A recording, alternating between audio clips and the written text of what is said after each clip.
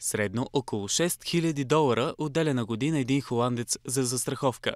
В България отделените за това пари са $150 или около 200 лева. При изчислението на тази сума се включват не само личните застраховки, а и тези на големи фирми, имуществени и едри земеделски застраховки.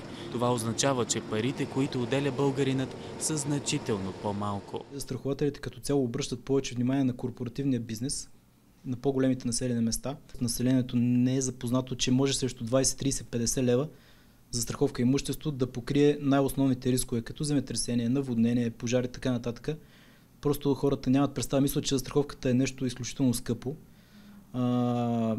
и недостъпно, което не е така. Причина за ниското ниво на застраховане у нас не е само финансовата криза. Според брокерите не сме запознати достатъчно с ползите и неглижираме опасностите. Трябва и българина да го разбере, че какво от това, че имаш къща, какво от това, че имаш 15 коли. Ами ако нещо ти се случи, ако не дай си Боже се случи злополука, какво се случва с жената, с детето, с всички кредити? В Съединените щати 99% от населението сключва застраховка живот. В България обаче най-изключвана е задължителната гражданска отговорност. Дори при риск от природни бедствия и очаквани загуби, застраховки не се правят. А това не е скъпа инвестиция и е достъпна и за хората с по-ниски доходи.